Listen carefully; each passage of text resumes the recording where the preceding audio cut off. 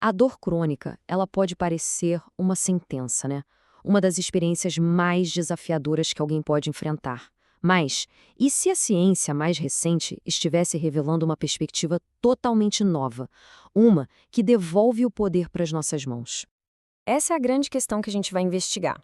Vamos dar uma olhada em como a conexão mente-corpo não é só uma ideia bonita, mas um processo biológico que, quem sabe, a gente pode aprender a direcionar.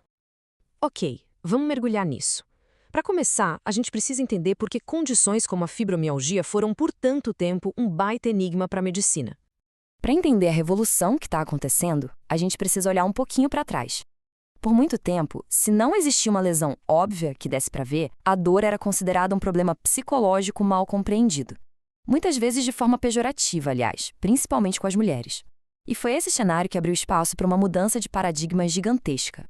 E é aqui que as coisas ficam realmente fascinantes. A teoria psicanalítica começou a olhar para a dor de outro jeito, não só como uma sensação, mas como algo que a mente cria, e com uma função bem específica. Esse é um conceito-chave. Pensa só, a dor, nesse caso, não é o problema, mas uma espécie de solução que a mente inventou. É um jeito de dar um nome, de localizar um sofrimento psíquico que de outra forma seria caótico, insuportável. A dor acaba virando uma âncora, sabe? Tá bom, mas como essa conexão entre a mente e o corpo funciona de verdade lá no nível biológico? A resposta pode estar num ritmo natural, quase secreto, que todos nós temos. A chave para isso pode estar no trabalho de um pesquisador, Ernest Russy. Ele descobriu algo incrível. Existe um ciclo natural, de 90 a 120 minutos, que ele chamou de ciclo básico de repouso-atividade, ou BREC. Nosso corpo passa por ele o dia inteiro. É um ritmo ultradiano, sabe? Mais curto que o nosso famoso ritmo de 24 horas. Esse ciclo tem fases bem distintas. Ele começa com a coleta de informações, com um pico de atividade, mas, naturalmente, ele nos leva para um período de trabalho interno, de relaxamento e, por fim, de integração. É um ritmo constante de performance e recuperação. E aqui está o pulo do gato. Aquela vontade de tirar um cochilo ou simplesmente de desligar no meio da tarde não é preguiça, é o corpo pedindo para entrar na fase de repouso e cura desse ciclo. Quando a gente ignora esse chamado, o estresse acumula. Mas quando a gente respeita, a gente abre uma verdadeira janela de oportunidade para a comunicação mente-corpo. Agora vamos para a camada mais inovadora dessa história e ver como isso vai fundo, mas muito fundo, a ponto de chegar no nível dos nossos próprios genes. Parece coisa de ficção científica, né? Mas a resposta que a ciência está encontrando é surpreendente. Não se trata de alterar o nosso código de DNA, mas sim de influenciar quais genes são ativados e quais são desativados. Esse é o campo que estuda exatamente isso. A genômica psicossocial mostra que as nossas experiências, pensamentos e emoções enviam sinais que podem ligar ou desligar certos genes. O nome disso é expressão gênica dependente da experiência.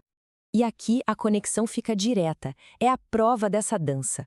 Pesquisas mostram que a expressão de certos genes, como o CFOS, por exemplo, sobe e desce num ritmo que bate perfeitamente com aquele ciclo de 90 a 120 minutos que acabamos de ver. É impressionante. A mente e os genes estão dançando no mesmo ritmo. Esse processo criativo, que acontece ao mesmo tempo que o ciclo biológico, é o jeito que a mente tem de gerar novas soluções. A dor crônica é o problema na fase de incubação. E a fase de iluminação é onde pode surgir uma nova relação com essa dor, uma nova história. Certo. Então, como toda essa teoria se transforma em cura no mundo real? Como é que a gente pode conscientemente acessar esse processo? Olha só que exemplo poderoso. Durante uma sessão de terapia, uma paciente chamada Elisa não só pensou em flores, ela as sentiu no corpo. Isso é a fase criativa em plena ação. A mente dela estava gerando novas metáforas e sensações para reinterpretar a dor, transformando a ferida num lugar que agora podia receber flores. Terapias como a hipnose ericksoniana não são sobre controle mental, não. A ideia é, na verdade, facilitar o acesso a esse estado de repouso e cura que já existe biologicamente em nós. É como criar um ambiente seguro para que o ciclo criativo natural possa acontecer sem nenhuma interrupção. Então, o ponto crucial é este. Não se trata de pensamento positivo. Se trata de facilitar um processo biológico que ativa a expressão de genes, que promove a plasticidade do cérebro e que literalmente constrói novas realidades neurais. A história que a mente conta pode sim mudar a biologia do corpo.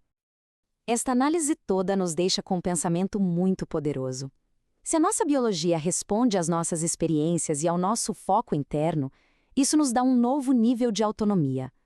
A questão não é mais só como suportar a dor, mas sim como podemos iniciar um novo diálogo com o nosso próprio corpo.